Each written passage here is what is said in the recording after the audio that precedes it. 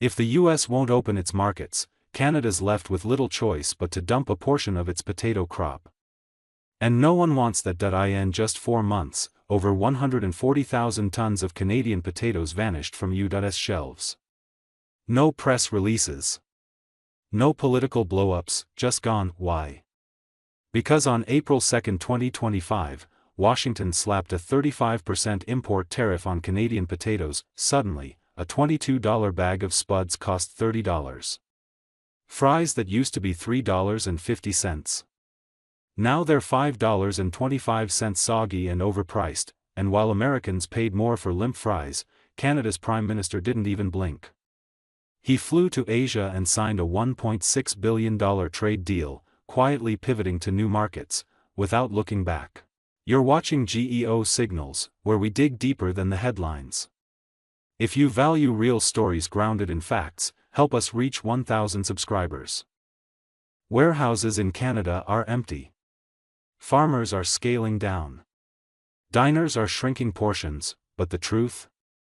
The potatoes weren't banned, they just walked away, because when you hammer your closest trade partner with a massive tax and call it strategy, don't be surprised when even a potato says no thanks. Before this tariff drama, potato trade between the U.S. and Canada was one of the most stable food pipelines in North America. In 2024 alone, Canada sent over 350,000 metric tons of potatoes to the U.S., feeding around 17 million American households, especially in the northern states. It wasn't just trade, it was tradition. Diners in Minnesota ran on PEI potatoes the way Congress runs on lobbyist coffee. Then came the art of the tariff. With zero warning, the White House hit Canadian potatoes with a 35% tax, treating them like hostile imports. According to Agriculture Canada's July 2025 report, Canadian potato exports to the U.S. plunged 41% by Q2, the steepest drop since the 1980s. It wasn't a breakup. It was ghosting. With a tariff attached, when you treat food like luxury goods, something breaks. That 25-ton frozen fry shipment that once cost $32,000 now carries an $11,200 tax bill. That's a 35% hike on a product Americans eat more than broccoli and common sense combined. According to the USDA's July pricing index, the average price for a serving of fries jumped from $3.50 to $5.25 in just 1 quarter. That's not inflation, that's economic sabotage. Restaurants began cutting costs by swapping PEI potatoes for cheaper, lower-quality domestic ones. The result? Customers noticed. Complaints rolled in: soggy texture, uneven frying, and that strange chemical aftertaste that screams freedom fries. Small diners are quietly rewriting menus and shrinking portions. A Fargo restaurant owner told the Minneapolis Star, "We went from 3 plates of fries for $10 to barely 1.5. Our margins didn't shrink. They disappeared, and no, Canada wasn't warned. There were no talks, no timelines, just a tariff wall, so Canada walked. And they took their crops with them." Major processors like McCain and Cavendish cut contracts.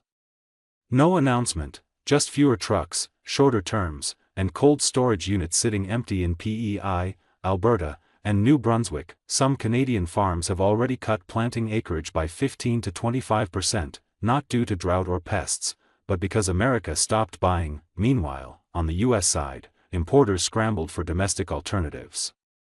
But the results are mixed.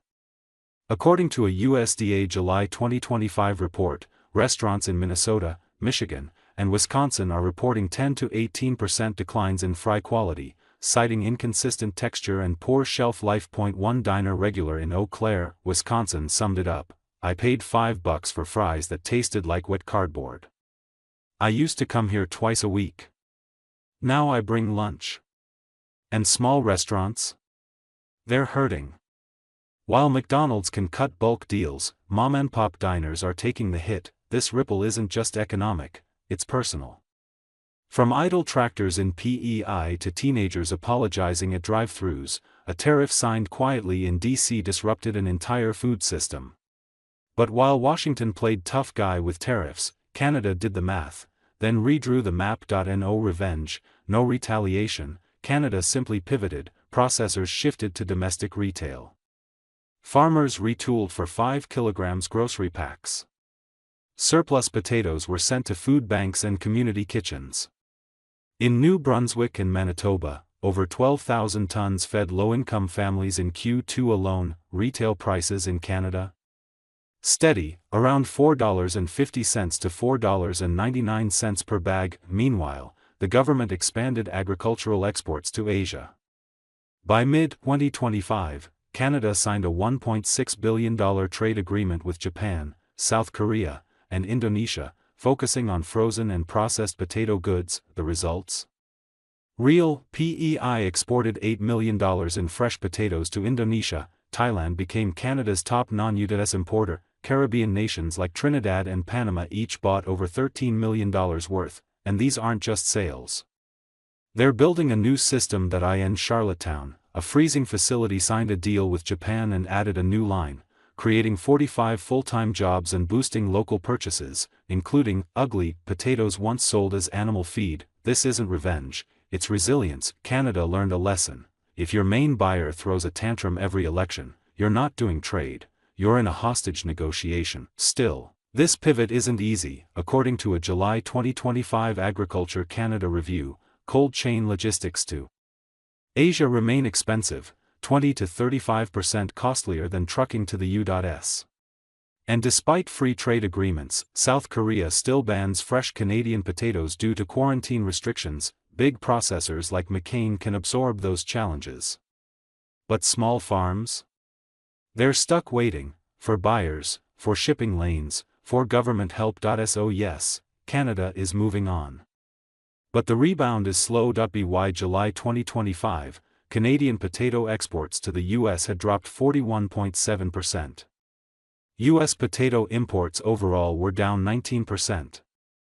Economists call it policy-induced friction. But this isn't just about numbers. It's about trust. Canada didn't slam the door. They just stopped knocking, because when your closest trade partner walks away quietly, it's not rebellion, it's exhaustion. As the USPA's July 2025 brief noted, short-term protectionism may win headlines, but long-term reputational damage? That's harder to fix, and when your friend-turned-customer starts spending elsewhere, it's not just about potatoes anymore. It's about the price of being taken for granted. Thanks for watching. Don't forget to like, share, and subscribe for more.